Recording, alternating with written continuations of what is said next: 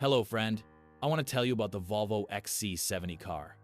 Volvo offered many engine versions, although customers usually chose diesels. They make up 74% of sales offers. It may be difficult for the uninitiated to decipher the designations used by the manufacturer. Even in all kinds of catalogs, there are some discrepancies. I have tried to systematize it. As you can see, it is very easy to make a mistake, and even the presence of four-wheel drive has a bearing on the engine. Although the power of the engines is identical, they can be different designs with the same designation and the same production period. It is worth mentioning that the derived designation applies to versions optimized for fuel consumption. The 3.0 and 3.2 engines have 6 cylinders, the 2.5 has 5, and the 2.0 liter has 4. All with the T designation are turbocharged, and most have direct fuel injection. Gearboxes were offered in 6 or 8-speed versions. Manuals always had 6 gears, and 8-speed automatics appeared after the facelift. They are very rare. Four-wheel drive is often present, even if the model is not marked with the AWD abbreviation. This is a typical drive that is automatically engaged by a multi-plate clutch manufactured by Haldex. It works very quickly and efficiently. Which Volvo XC70 engine version should I choose?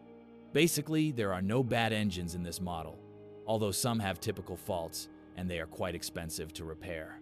In the 3.2 petrol unit, the timing chain stretches.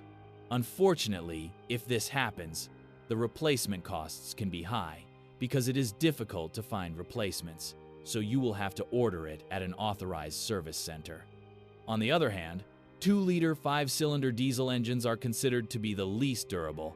They sometimes have problems with the head gasket, and there have even been cases of the block cracking. Almost all diesel engines are affected by problems with the EGR valve, as well as DPF filters, and there is basically no rule here. The failure can appear at 50 kilometers of mileage, as well as at 250 kilometers. The best engines are those with 5 cylinders and a capacity of more than 2 liters, regardless of whether you want to buy a diesel or a petrol. Of course, the latter are greedy for fuel, and you can't expect fuel consumption lower than 11 L, 100 kilometers. Only the 4-cylinder 2-liter engine is clearly more economical, and you can easily get less than 10 L, 100 kilometers. It is quite a successful engine, which can be recommended. Its high power, 245 horsepower, and torque, 350 nanometers, from such a small capacity is due to turbocharging and a compressor. This is of course a potentially expensive area to repair. The best engine for gasification is the 3.2 with multi-point injection. This is an engine that can easily absorb 15 L, 100 kilometers, so there is no point in wondering. We asked an expert for his opinion and other versions to which the gas system can be installed. Engines 3.0T, 286 horsepower, and 3.2, 238 horsepower, equipped with an indirect injection system. In these engines, for example, the Stag 300.6 Qmax Plus system should be installed, which has an integrated fuel pressure emulator required in these engines and 2 reducers. The issue of the tank depends on the workshop's proposal and the customer's requirements.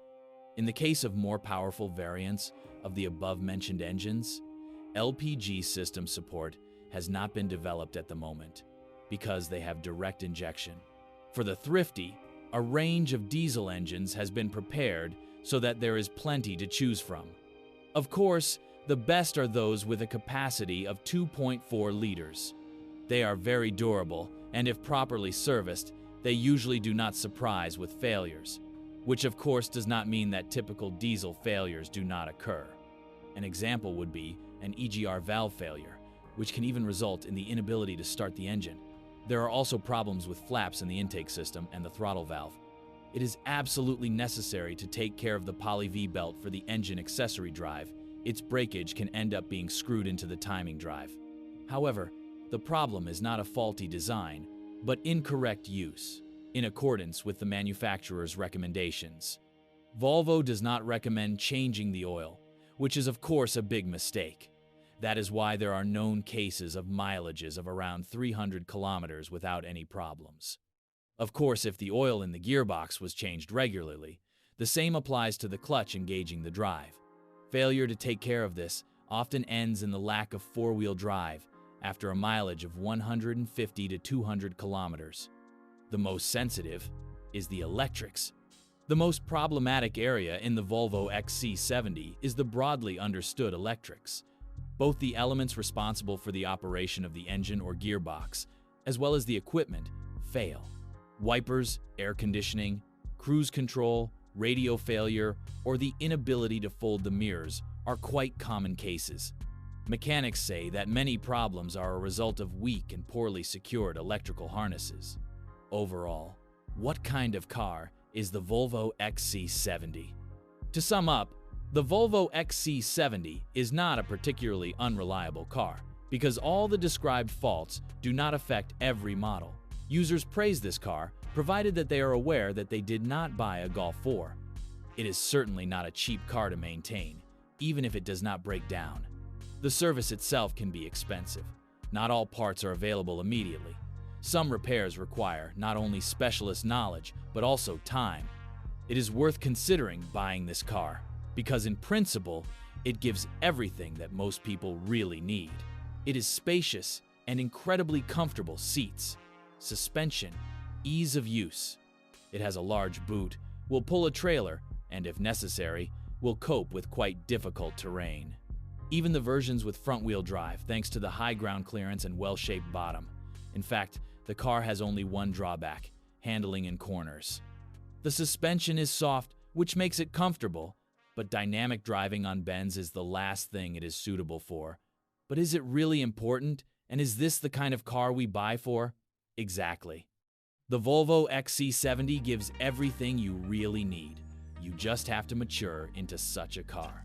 Thank you for listening to me. Don't forget to subscribe to the channel and rate my video. If you know of any problems with this car that I haven't mentioned, be sure to write about them in the comments.